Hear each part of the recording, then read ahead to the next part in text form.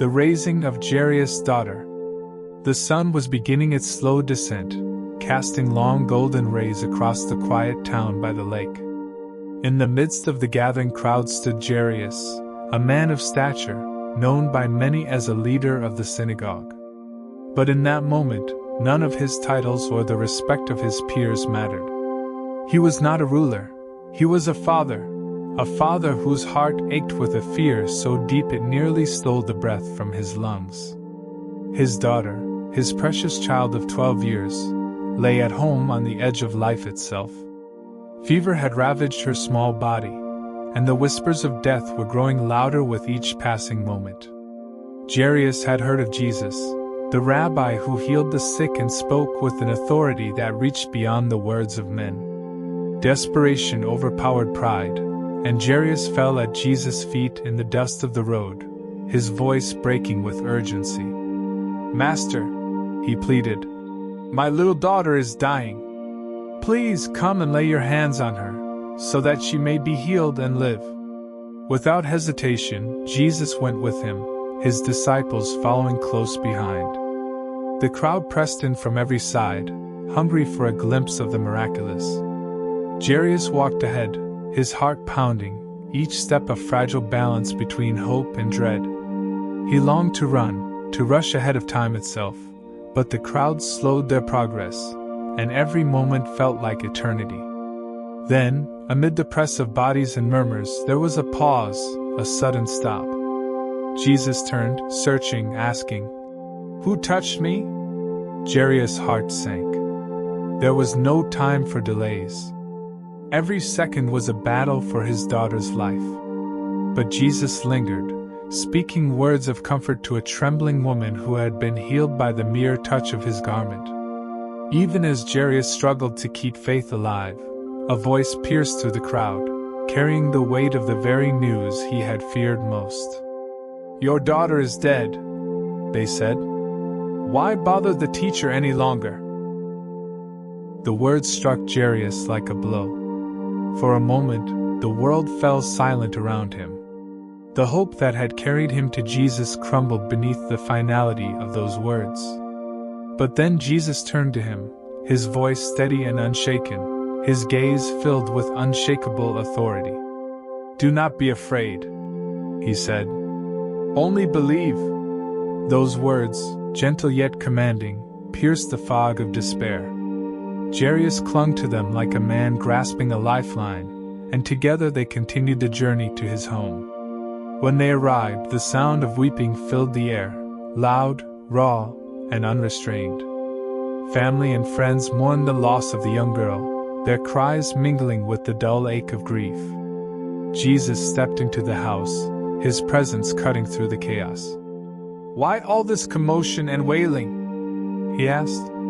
"The child is not dead but asleep." They laughed at him, a bitter, incredulous sound. To them, death was final, and hope was gone. But Jesus, undeterred, put them all outside. He took with him only Peter, James, John, and the girl's parents, and together they entered the quiet room where the child lay.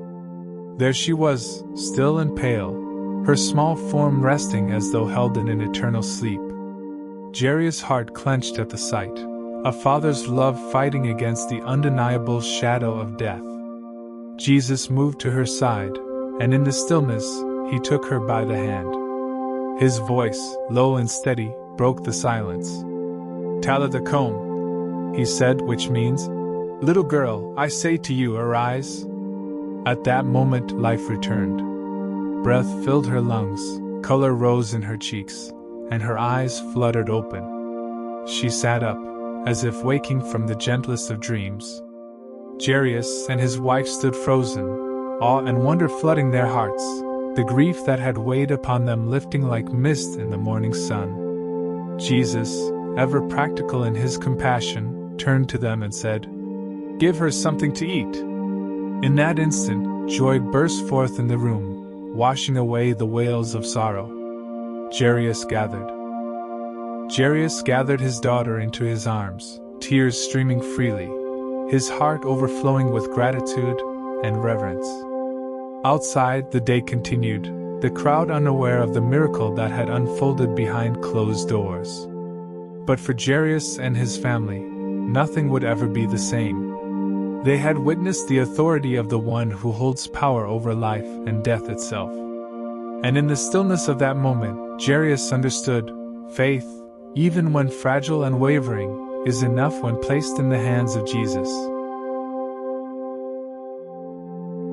Jesus calms the storm. The day had been long, filled with crowds pressing in from every side, each heart desperate for a word, a touch, a glimpse of the teacher who spoke of God's kingdom with such clarity and power. As the sun dipped toward the horizon, painting the waters of the Sea of Galilee with strokes of gold and crimson, Jesus turned to his disciples and said, "Let us go over to the other side." They were tired, yet content, and the prospect of leaving the throngs behind for the quiet of open water was a welcome relief. They pushed off from shore, the wooden boat creaking softly beneath them, the smell of salt and wood mingling with the cool evening breeze.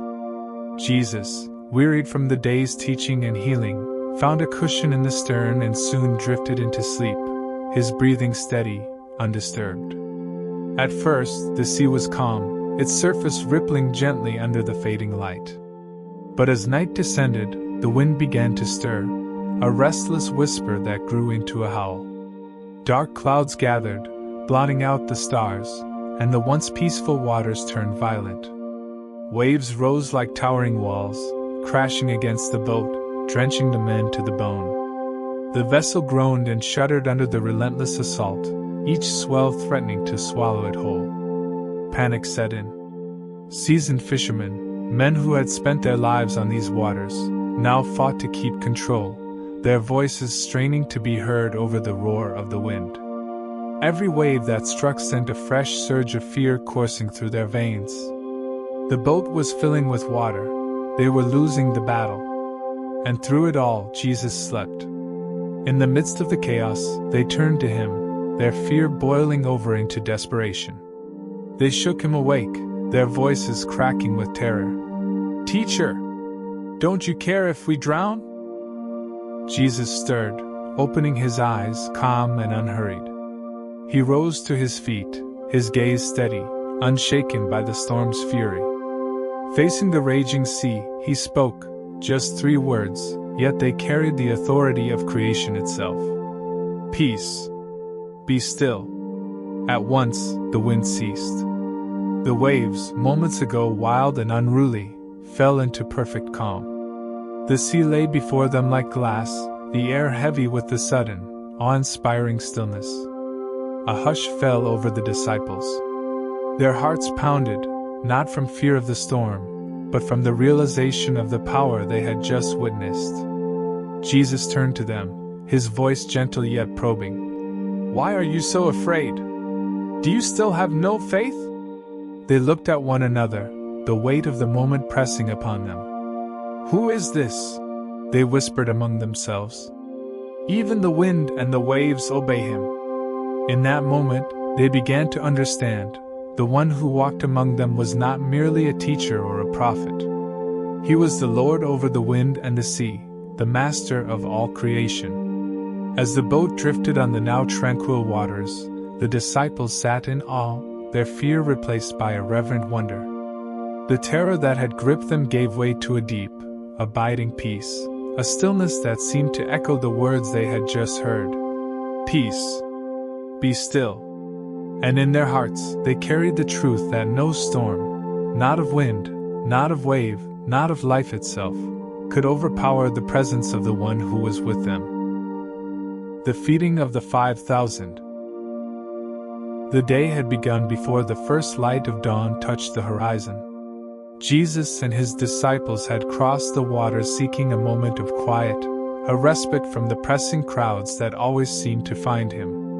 Yet by the time they reached the far shore, the people were already there, thousands upon thousands, their faces filled with expectation. They had followed on foot from the surrounding towns, climbing hills and walking dusty roads under the relentless sun, drawn by the hope that in him they would find healing, teaching, and life. Jesus looked upon the multitude, and his heart was moved with compassion. They were weary, like sheep without a shepherd, hungry not only in body but in soul. Instead of turning them away, he welcomed them. He taught them about the kingdom of God, words that fell like living water on thirsty ground. Those who were sick came to him, and he laid his hands upon them, restoring what was broken. The hours passed unnoticed, the sun climbing to its zenith and beginning its slow descent. As the day drew toward evening, the disciples grew concerned. They approached Jesus, their voices tinged with urgency. "This is a remote place," they said, "and it's already very late. Send the people away so they can go to the surrounding countryside and villages and buy themselves something to eat."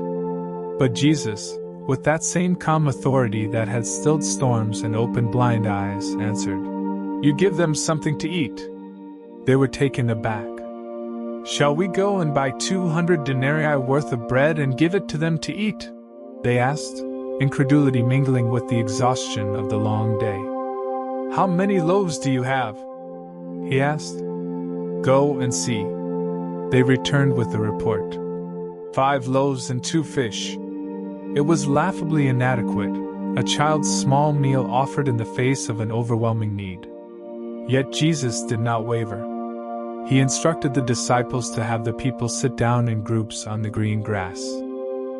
Soon, the hillside was dotted with clusters of people, men, women, and children, resting in the soft evening light, the air buzzing with anticipation. Jesus took the loaves and the fish, looking up to heaven, and gave thanks. In his hands, what was meager became abundant. He broke the loaves and handed them to the disciples to set before the people.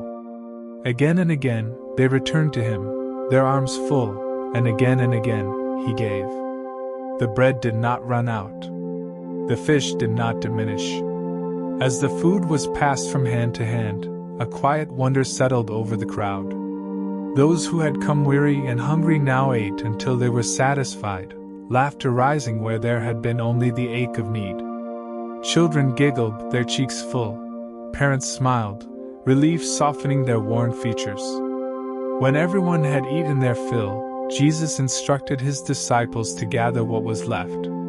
They moved through the crowd with baskets and returned, astonished, carrying 12 baskets overflowing with fragments, more than they had begun with. That evening, as the sun dipped low and painted the sky in hues of gold and rose, a deep peace fell upon the multitude. They had come searching, and they had found not only sustenance for their bodies but the bread of life himself.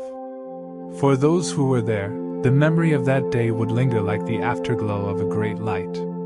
They would remember the warmth of the setting sun, the taste of bread that never ran out, the laughter of children, and the unspoken realization that in the hands of Jesus, scarcity becomes abundance, and hunger, both of body and soul, is satisfied. And as they departed, carrying with them the fullness of that meal and the words he had spoken, many began to understand that he had given them more than bread. He had given them a glimpse of the kingdom where no one goes hungry, where all are fed, and where the smallest offering, placed in his hands, becomes more than enough. The healing of the woman with the issue of blood. The streets were crowded that morning, the air thick with the mingling scents of baked bread, warm stone, and the press of humanity. People had gathered from the surrounding villages because word had spread, Jesus was in their midst. Wherever he went, the sick were healed, the oppressed were freed, and hope, like a rising dawn, followed him. Among the crowd was a woman who had been carrying an invisible weight for 12 long years. Her body had been failing her, plagued by constant bleeding that no physician could stop. She had spent everything she had seeking a cure, traveling to healers, offering payment after payment, yet she only grew worse. Her ailment had made her an outcast in her own community, marked by ritual impurity. The whispers, the sideways glances, the distance others kept, they were wounds deeper than the ones in her body. For 12 years she had lived on the fringes, unseen, untouched, and utterly exhausted. But today, she had heard about him. This Jesus who spoke of the kingdom of God as if it were breaking through even now, who touched lepers and they were made clean, who looked at the lowly and called them beloved. Something in her spirit stirred. Perhaps, she thought, if I can just get close enough, if I can just touch even the edge of his garment, I will be healed. With trembling determination, she pressed into the throng, each step a test of will. The crowd was dense, bodies pressing shoulder to shoulder, voices rising and falling around her. She ducked her head, careful not to draw attention, and wove her way through, her heart pounding louder than the noise of the street. The hem of his robe came into view, a simple fringe swaying as he walked. She stretched out her hand, and in that moment, a heartbeat of faith, her fingers brushed the fabric. Instantly it happened. The bleeding that had tormented her for 12 years ceased. A warmth, like living light, flowed through her entire being. Strength returned to her limbs. Her body, once frail and heavy with suffering, felt renewed. She drew in a sharp breath, her heart flooded with awe. She knew, in the deepest knowing, that she was healed. But then Jesus stopped. He turned in the midst of the pressing crowd and asked, "Who touched me?" The disciples looked at him in confusion. "Master, the people are crowding and pressing against you," they said. "How can you ask, 'Who touched me?'" Yet Jesus' gaze searched the multitude. "Someone touched me," he said, "for I know that power has gone out from me." Fear rose in the woman's chest. She had hoped to slip away quietly, unnoticed, carrying her miracle in silence. But she knew she could not hide. Trembling, she came forward and fell at his feet, her voice breaking as she told her story, the years of suffering, the desperate hope, the single touch. Jesus looked at her, his eyes filled with a compassion deeper than the ocean. And he said, "Daughter, your faith has made you well. Go in peace, and be freed from your suffering." For 12 years, she had been nameless and cast aside. But in one moment he called her, "Daughter." In one sentence, he restored not only her body but her identity and her dignity. Peace, like a river, flooded her soul. The burden she had carried was gone, replaced by a joy that could not be contained. As she stepped back into the crowd, the world seemed different. The same sun shone overhead, the same people pressed around her, but everything had changed. For the first time in 12 years, she felt whole. She felt seen. And she would never forget the warmth in his voice when he said, "Go in peace." The healing at the pool of Bethesda. The city of Jerusalem stirred in the early light, its streets still cool from the night air. Beyond the sheep gate, in a quiet corner often overlooked by the busy world, lay a pool called Bethesda. Its 5 covered colonnades offered shade to a gathering of the forgotten, the sick, the blind, the paralyzed, the desperate. They came because of the water, for it was said that from time to time an angel would stir the pool, and the first to step in afterward would be healed. On this morning, as on so many mornings before, the air was heavy with waiting. Men and women lay on mats worn thin by years of use, their eyes fixed on the still surface of the pool. Some whispered prayers, others sat in silent resignation, all clinging to the hope of a moment, a ripple, a stirring, that could change everything. Among them was a man who had been an invalid for 38 years. His body had grown frail, his limbs stiff and unresponsive. For nearly 4 decades, his life had been reduced to this narrow space beside the pool, dependent on the mercy of others, watching hope rise and fade with every stirring of the waters that he could never reach in time. Each attempt had ended the same way, someone stronger, quicker, always stepping ahead of him. Slowly, over the years, despair had settled deep into his soul like silt at the bottom of the pool. On this day, a man approached the colonnades. His presence carried a quiet authority, Yet there was a gentleness in his gaze that made people turn their heads as he passed. It was Jesus. He walked among the sick, his eyes meeting theirs with an understanding that needed no words. Then he came to the man who had been waiting 38 long years. Jesus asked him a question that cut through the layers of hopelessness. "Do you want to be made well?" The man looked up, startled. "Sir," he replied, "I have no one to help me into the pool when the water is stirred. While I am trying to get in, someone else always goes down ahead of me." Jesus' gaze held his, not with pity, but with the steady compassion of one who sees deeper than outward circumstance. And then he spoke words that carried the weight of creation itself. "Get up. Pick up your mat and walk." For a moment, nothing happened. And then, life surged through muscles long withered, strength returned to bones that had forgotten how to bear weight.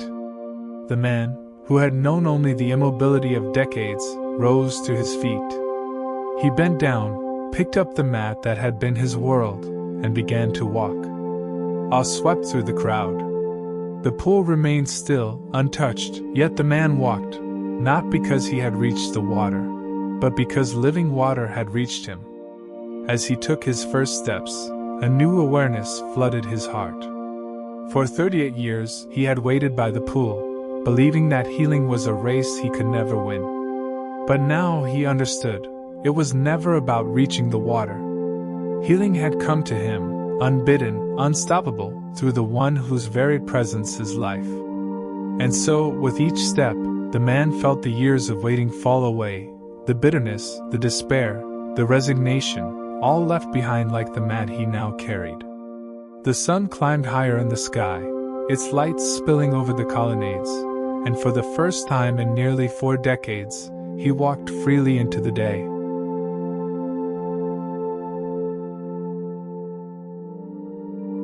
The feeding of the 5,000. The day had been long, the kind of day when the air itself feels heavy with need.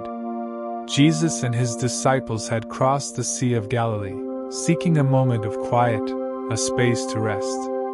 Yet word had spread quickly, and by the time they reached the far shore, thousands had gathered, following him on foot from nearby towns.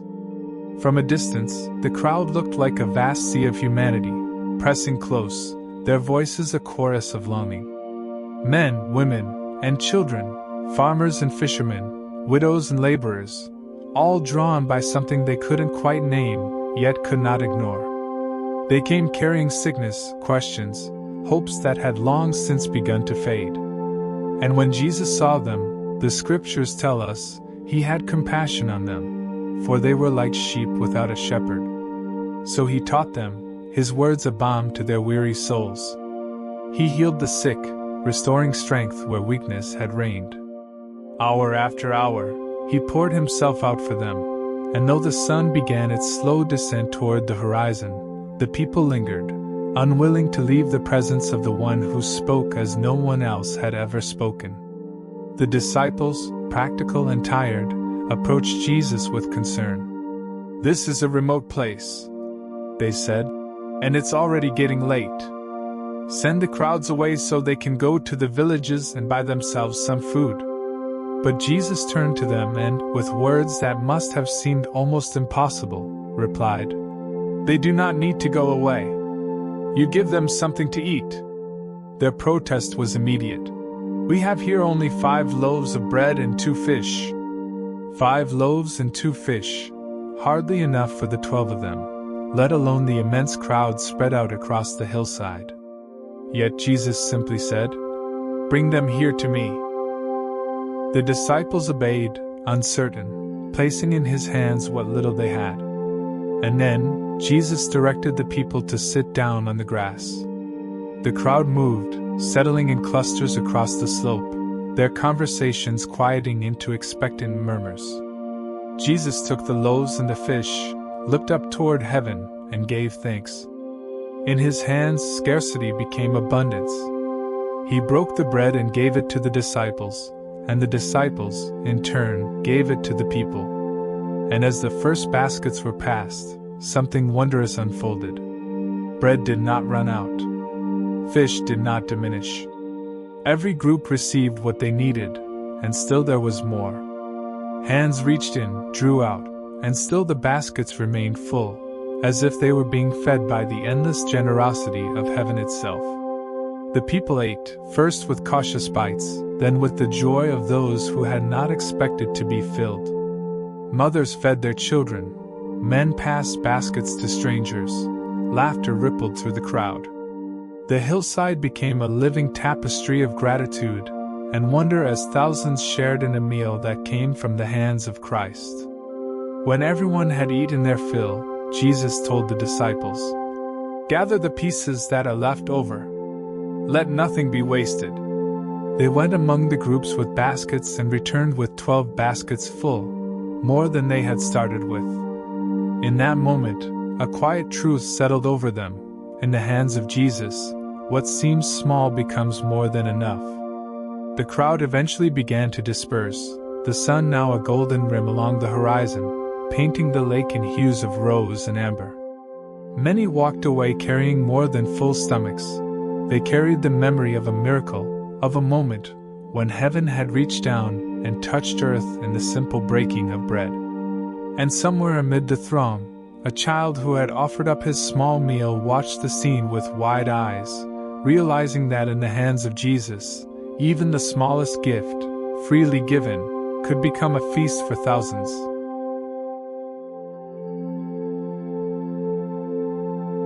Walking on water. The night had fallen heavy over the Sea of Galilee, the kind of darkness that swallows even the memory of the sun. The wind had risen with the setting of the day, carrying with it the breath of a coming storm. The disciples were far from shore now, their small wooden boat creaking and straining against the restless waves. Every pull of the oars felt heavier than the last, every gust of wind cutting through their clothes and biting at their resolve. They were seasoned fishermen, most of them, men who knew these waters like the lines of their own hands. And yet, on this night, the sea felt strange, wilder, more unpredictable, as if it carried a will of its own. Fear settled over them quietly at first, like a mist, but soon it grew, gnawing at the edges of their faith. Hours earlier, they had watched Jesus dismiss the crowds and retreat alone to the mountain to pray. He had told them to go ahead to the other side. They obeyed, but as the night deepened and the winds grew stronger, doubt began to creep in. Why had he sent them out without him? Did he know what awaited them here, in the heart of the storm? It was in the fourth watch of the night, somewhere between 3 and 6 in the morning, when exhaustion blurred the line between waking and dreaming, that they saw it. A figure, small at first, then growing more distinct, moving across the surface of the water. At first, their minds refused to make sense of it. This could not be. Men do not walk on water. Fear seized them, their hearts pounding against their ribs as they cried out, "It's a ghost!" The wind carried their voices away, leaving only the thundering of the waves and the hammering of their hearts.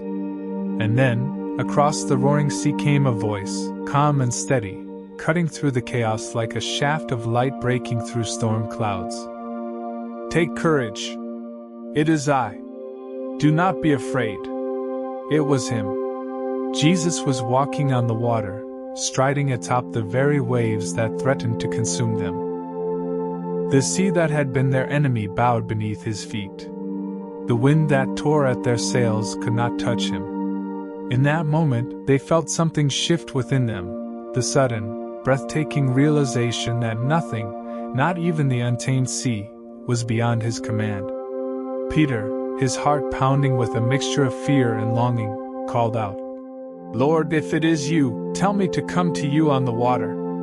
And Jesus said one word, simple and unshaken, "Come." Peter swung his legs over the side of the boat, his body trembling as his feet met the water. For a moment, impossibility became reality. The water held him. Step by step, he walked toward Jesus, the wind whipping at his face, his gaze fixed on the one who made the impossible possible. But then, Just for a moment, he looked away. He saw the wind, the towering waves, and fear rose in him like the tide. Doubt broke his focus, and he began to sink, the cold water closing in around him. "Lord, save me!" he cried out, the desperation in his voice piercing the storm. Immediately, Jesus reached out his hand and caught him. There was no hesitation, no delay, just the sure, saving grip of the Savior. "You have little faith," Jesus said gently. "Why did you doubt?" And together they climbed into the boat. As soon as Jesus' feet touched the deck, the wind ceased. The sea stilled into a mirror, its fury collapsing into an unnatural calm. The disciples, wide-eyed and trembling, could only fall to their knees and whisper, "Truly, you are the Son of God." In the stillness that followed, a deep peace settled over them. The same waves that had threatened to devour them now bore them gently toward the shore. They had seen with their own eyes that the one who commanded them to take courage was the same one who held the wind and the waves in the palm of his hand.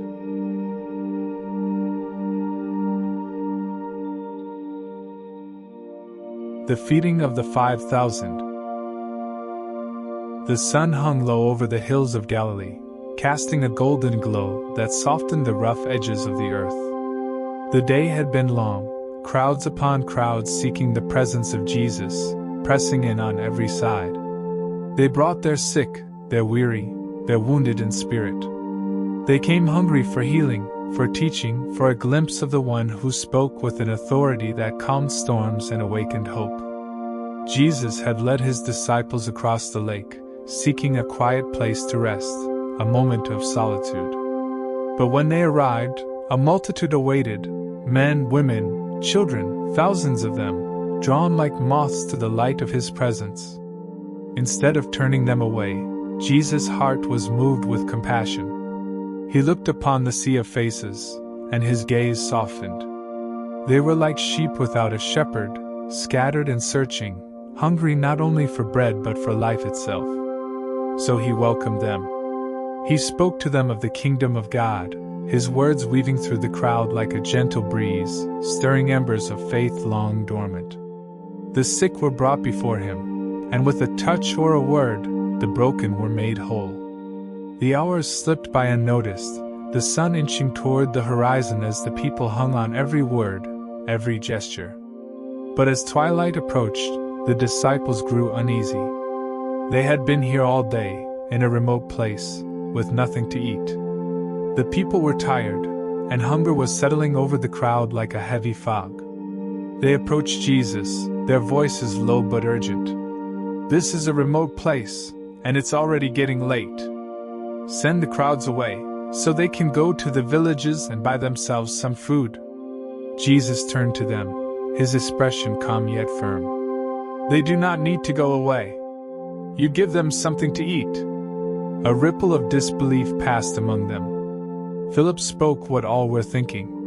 It would take more than half a year's wages to buy enough bread for each one to have even a bite.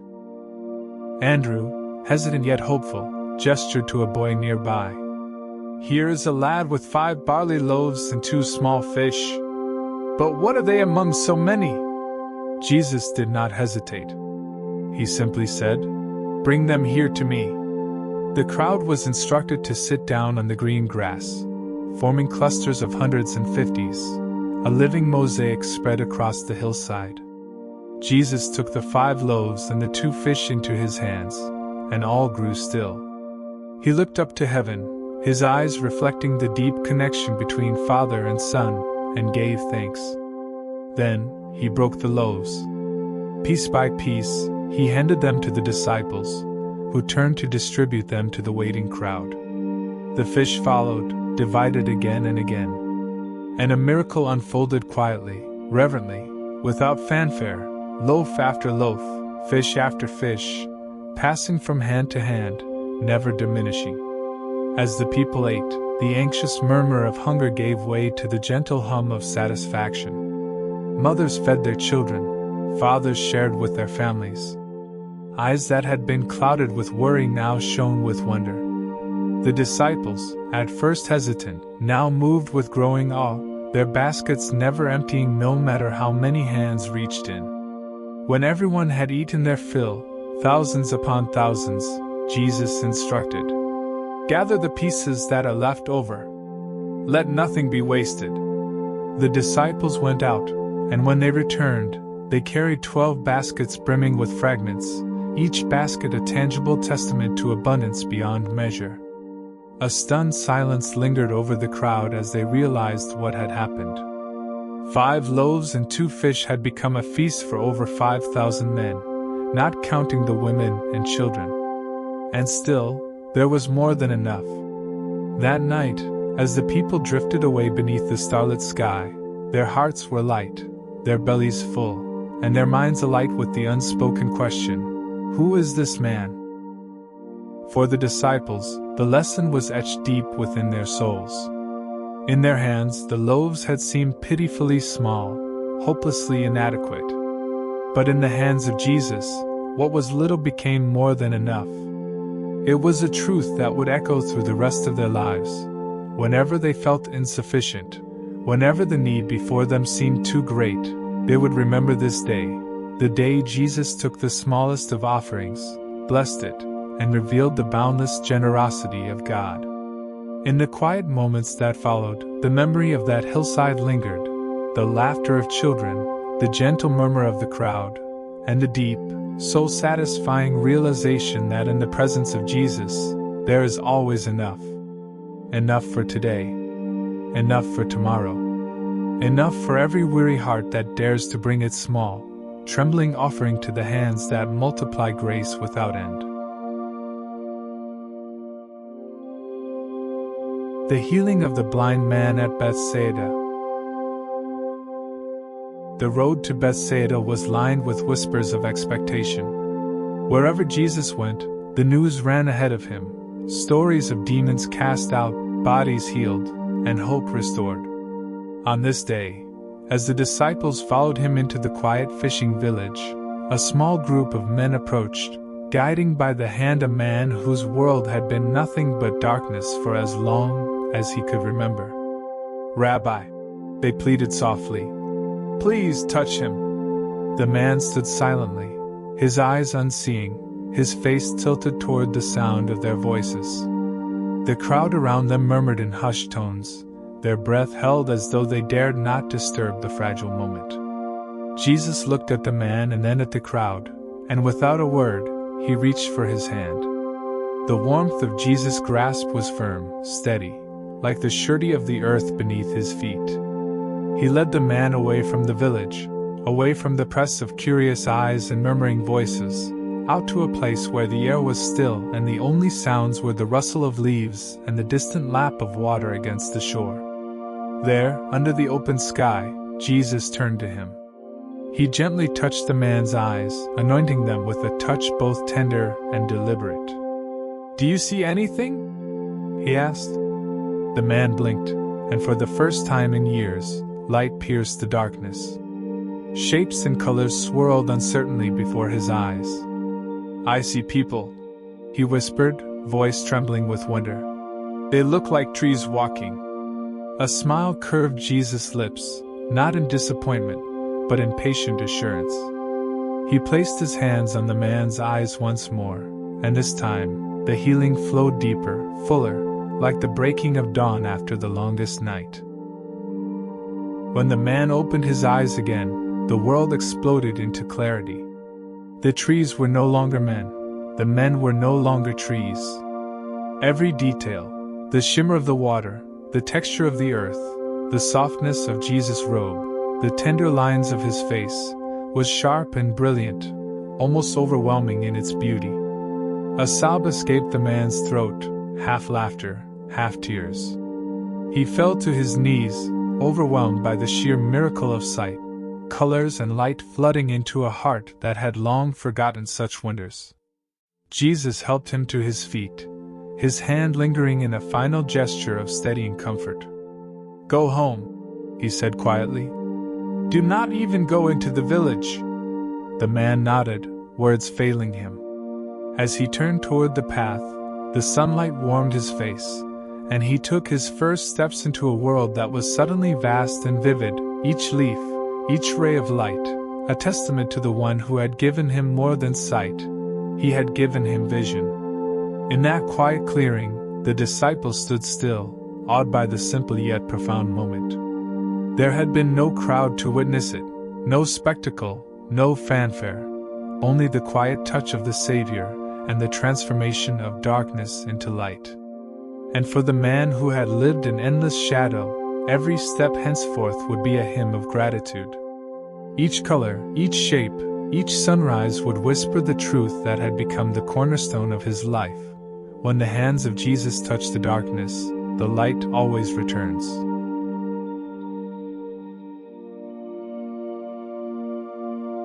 The healing of the paralytic at Capernaum.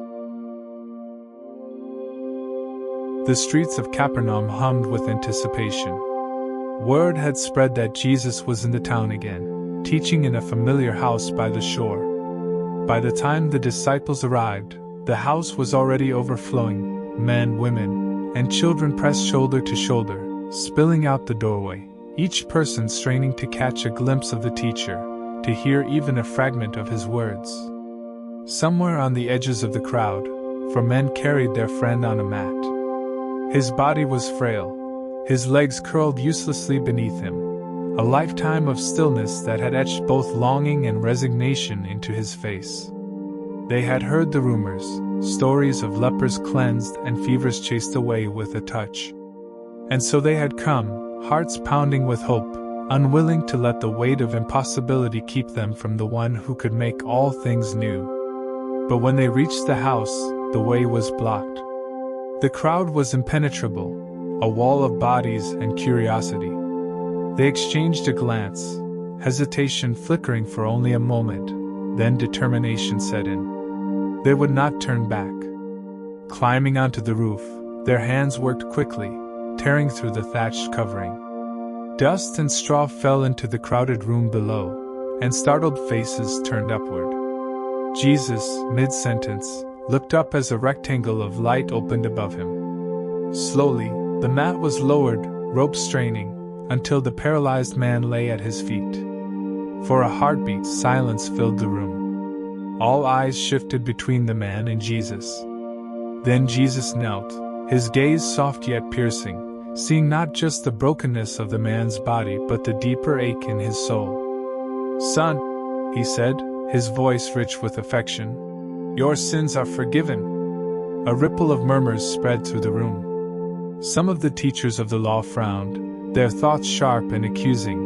Who is this who speaks such things? Who can forgive sins but God alone? Jesus knew their thoughts. Standing slowly, he met their gaze. "Why do you question these things in your hearts?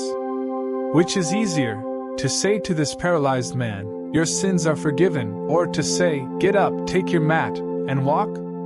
But so that you may know that the Son of Man has authority on earth to forgive sins." He turned back to the man, and with quiet power spoke the words that would change his life. "I tell you, get up, take your mat, and go home." For a moment, time itself seemed to hold its breath. Then strength surged into limbs that had known only weakness. Fingers twitched, feet shifted, muscles awakened with a rush of life. The man sat up, then, almost in disbelief, swung his legs over the side of the mat. He stood, for the first time in years, and the mat that had once carried him now rested easily in his own arms. Gasps filled the room, giving way to cries of astonished praise. Faces lit with wonder, voices rose in spontaneous worship. "We have never seen anything like this." The man met Jesus' eyes one last time, an unspoken thank you, deep and overflowing, and then walked through the parting crowd, each step a testament to the authority of the one who had both healed and forgiven.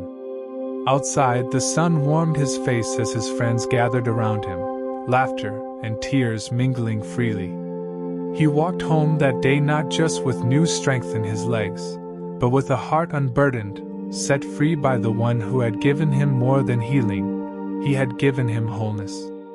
And in the house behind him, the people still marveled, their hearts left trembling by the realization that they had witnessed the touch of God among them.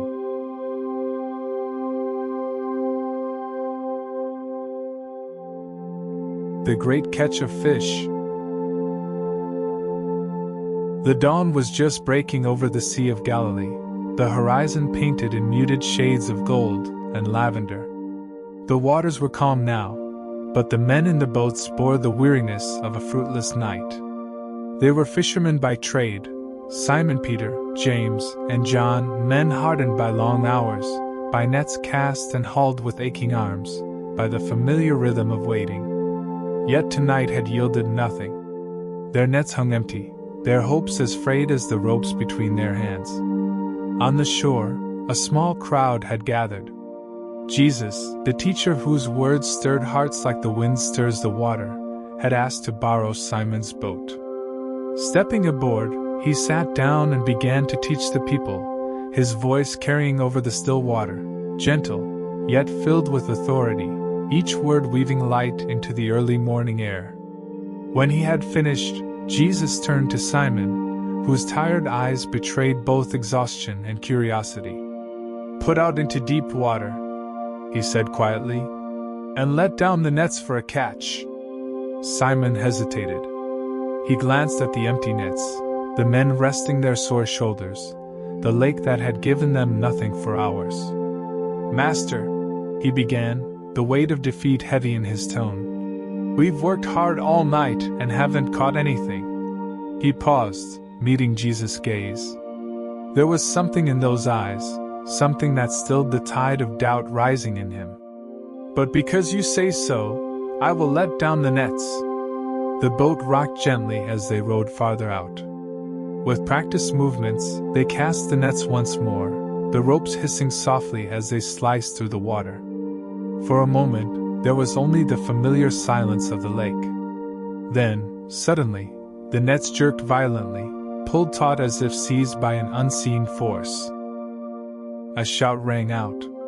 "The nets, they're filling!" Fish thrashed and gleamed beneath the surface, the nets straining under their sheer weight. Simon and his partners pulled with all their strength, muscles burning, the catch so abundant that the nets began to tear. "James! John! Come quickly!" Simon called out, and their partners rowed to their side, the two boats heaving and dipping as the miraculous haul was divided between them. Soon both vessels were so full that the water lapped dangerously close to their edges, threatening to swallow them whole. Amid the chaos, the splashing fish, the straining ropes, the shouts of astonishment, Simon fell to his knees before Jesus, awe and trembling mingling within him. "Go away from me, Lord," he whispered, his voice breaking, "for I am a sinful man." Jesus reached down, his hand steady, his voice calm against the rush of the moment. "Do not be afraid," he said. "From now on, you will fish for people." Something shifted in Simon's heart, and the hearts of all who were with him. The boats creaked under the weight of the miraculous catch, yet a greater call now filled their souls. When they reached the shore, they left everything, the nets, the boats, the catch that only moments ago had seemed like a treasure beyond imagining. They followed him, drawn not by fish or fortune, but by the one whose words commanded the deep, the one who had called them into a life far richer than anything the sea could ever yield. And as they walked behind him, the rising sun bathed the waters in light, and the empty boats drifted on the shore, silent witnesses to the moment when ordinary men were swept into an extraordinary calling.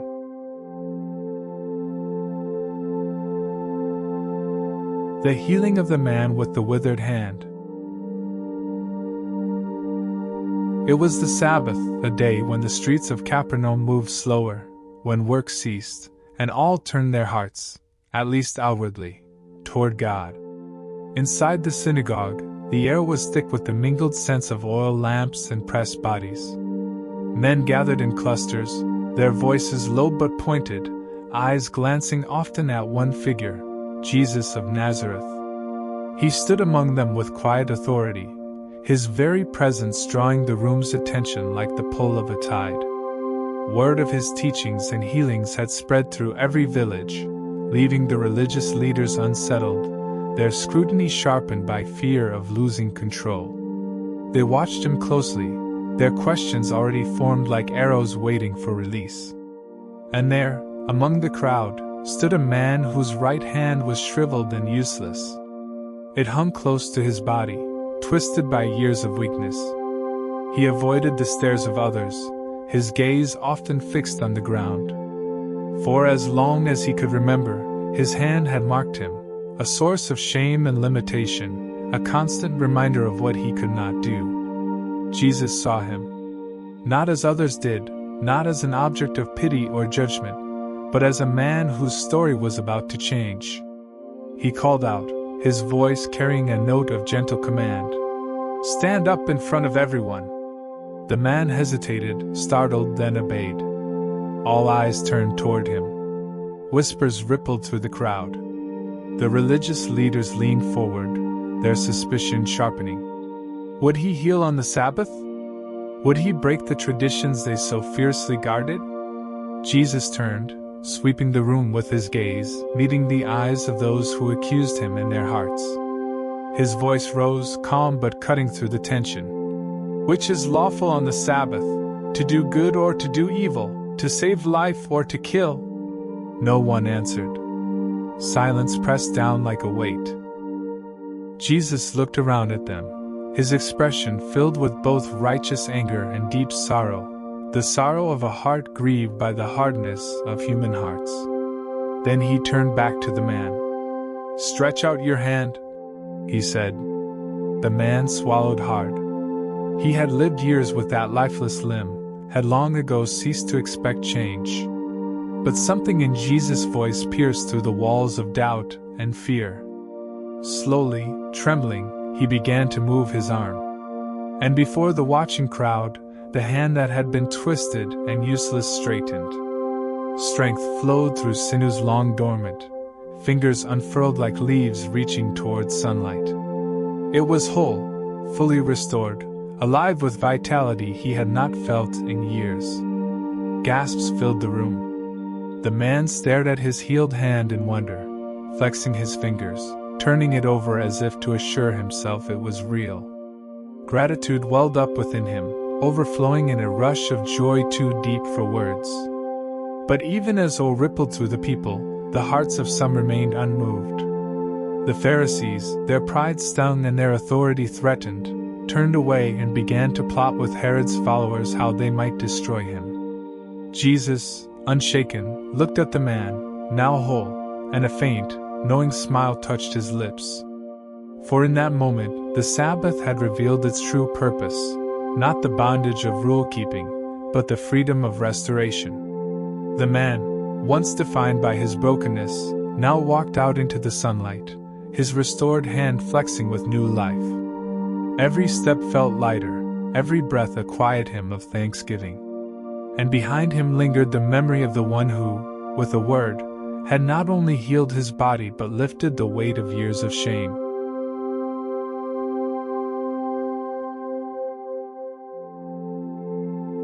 The healing of the centurion's servant.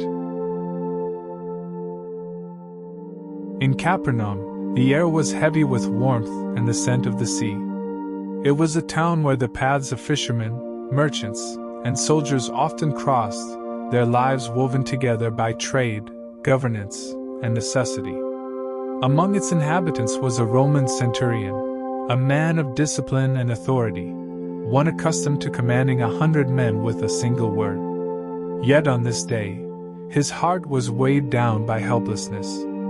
At his home, a servant lay gravely ill, paralyzed and in terrible suffering. This servant was not just property to him. He was cherished, cared for like family. The centurion, a man who held power over many, now faced the reality of his own limits. No rank, no order, no earthly remedy could lift the suffering from the one he valued so deeply. Word had reached him of Jesus, the teacher who spoke with authority unlike any other, who healed with a mere word, who restored the broken with a touch. Hope, fragile yet persistent, stirred within him. And so, setting aside pride and position, the centurion approached the elders of the Jews, humbly asking them to go to Jesus on his behalf. "Please," he implored, "ask him to come and heal my servant." The elders, moved by the man's unusual kindness, agreed. They knew this centurion, not as an oppressor, but as one who had built their synagogue and treated their people with respect. They went to Jesus and pleaded earnestly. "He deserves to have you do this because he loves our nation and has built our synagogue." Jesus, full of compassion, set out toward the centurion's house. As he neared, the centurion sent friends with a message that would forever mark this encounter. "Lord, do not trouble yourself, for I do not deserve to have you come under my roof. That is why I did not even consider myself worthy to come to you. But say the word, and my servant will be healed. For I myself am a man under authority, with soldiers under me. I tell this one, 'Go,' and he goes, and that one, 'Come,' and he comes. I say to my servant, 'Do this,' and he does it." A hush fell over those walking with Jesus. His words were not of ritual or request. They were of a faith that understood the nature of authority, that recognized in Jesus a power unbound by distance or circumstance. Jesus stopped and turned to the crowd following him, marveling. "I tell you," he said, "I have not found such great faith even in Israel." Then, without entering the house, without laying a hand on the servant, Jesus spoke the silent command heaven itself obeys. At that very moment, life and strength surged back into the centurion's servant. When the messengers returned, they found the servant well, restored, the shadow of suffering gone. The centurion, upon hearing the news, stood quietly for a moment, all flooding his heart. He had believed, yet even belief had not prepared him for the wonder of this instant. Authority, he knew, flowed downward in his world, from Caesar to commanders to soldiers. But here was a greater authority, one who ruled not by force, but by word, by divine command that healed and restored. That day, a Roman soldier learned what faith truly was, not in power, but in trust.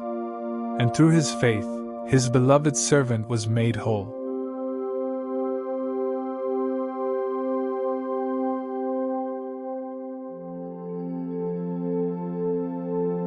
Raising the widow's son at Nain. The village of Nain lay nestled among rolling hills, its stone homes standing like quiet sentinels against the wind. Life there moved slowly, marked by the rhythm of shepherds' calls and the distant ringing of tools in the fields. Yet on this day, the air was heavy with grief. A funeral procession wound its way out of the city gate, a solemn line of mourners surrounding a bier carrying the body of a young man, the only son of a widow. Her face was drawn, her steps unsteady beneath the weight of sorrow that no words could ease. She had known the ache of loss before.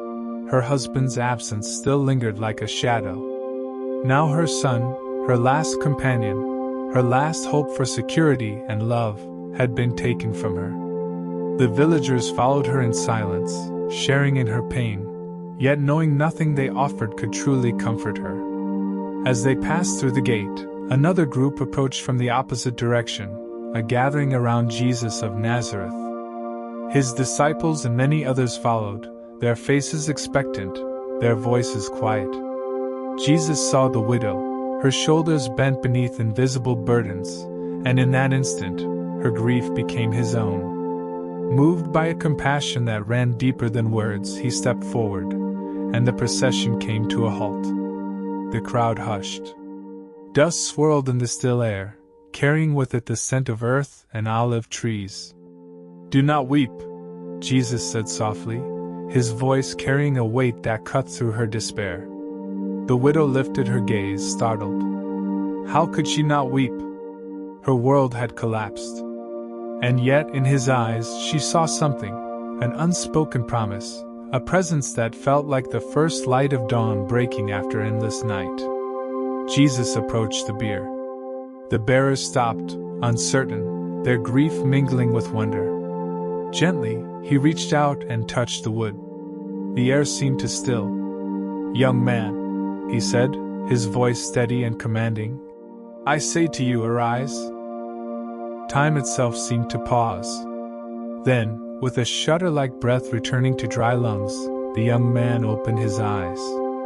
His chest rose, his lips parted, and he began to speak, his words tumbling out in confusion and wonder. Gasps broke from the crowd. The bearers nearly stumbled, overwhelmed by the miracle in their hands. The widow staggered forward, her trembling hands reaching for her son, tears streaming down her face as she embraced him. Jesus, with a gentle smile, handed the young man back to his mother. Her sobs turned to laughter, the bitter taste of grief replaced by the sweetness of restored life. A ripple of awe spread through the crowd, and soon a single phrase rose from their lips, a truth too immense to hold in silence. "A great prophet has arisen among us. God has visited his people." Word of this moment raced through Judea, but for the widow, the miracle was not in the stories people would tell.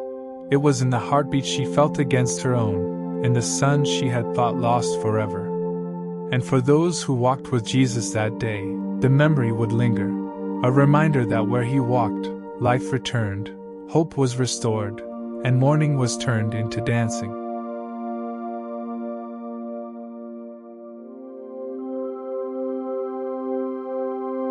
The miracle of water and fish at Peter's call. The morning mist clung to the surface of the Sea of Galilee, a pale shroud over still waters that mirrored the first light of dawn. The fishing boats, weathered by salt and sun, rocked gently against the shore. Among them was Simon Peter's vessel, its nets hanging limp and empty, testimony to a long and fruitless night. Peter stood at the water's edge, the weight of disappointment pressing down like the humid air. He and his partners had toiled all through the darkness, casting and hauling, until their hands were raw and their bodies weary. Not a single fish had been caught. For fishermen, such a night was more than exhaustion, it was a quiet humiliation, a threat to their livelihood, an echo of failure. As he busied himself with cleaning the nets, a crowd began to gather nearby, drawn by the presence of Jesus. The teacher's voice carried over the lapping waves, steady and rich with authority. Peter had heard him before, had even seen miracles, yet there was always something new in his words, a freshness, like rain falling on parched ground. Then Jesus turned to Peter and stepped into his boat. "Put out a little from the shore," he said. Without hesitation, Peter obeyed. Together they pushed off, and Jesus sat, teaching the crowd from the water. Peter listened, though his mind was still weighed down by the futility of the night. There was something about being in that small boat with Jesus, the gentle rhythm of the waves, and the power in his words that quieted the storm of frustration within. When the teaching ended, Jesus turned to Peter with a command that seemed almost absurd. "Put out into the deep water, and let down the nets for a catch." Peter blinked, the protest rising instinctively. "Master, we worked hard all night and haven't caught anything." His voice trailed off, caught between reason and the undeniable presence of the one who spoke. Finally, with a weary sigh, he added, "But because you say so, I will let down the nets." They cast the nets once more, the same motion they had repeated countless times before. But this time, almost immediately, the ropes strained against an unseen weight. Peter's heart leapt. Could it be? He pulled, muscles burning, and felt the unmistakable thrashing of life beneath the water's surface.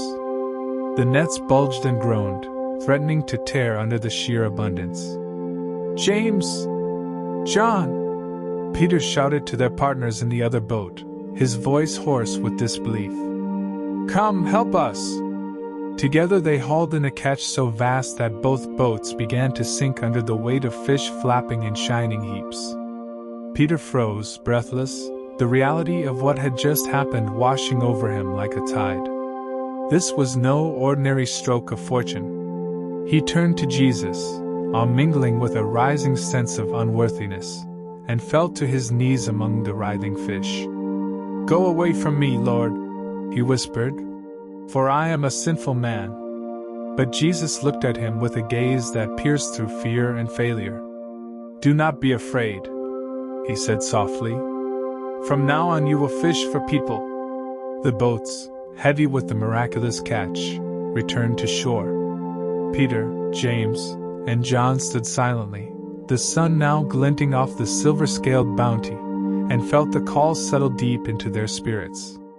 In that moment, the fish were forgotten. They left everything, boats, nets, and even the extraordinary catch, and followed him. For they had glimpsed something far greater than the wealth of the sea. They had seen the one who commands creation itself, the one whose word turns empty nets into overflowing abundance, and whose call turns weary fishermen into bearers of a kingdom without end.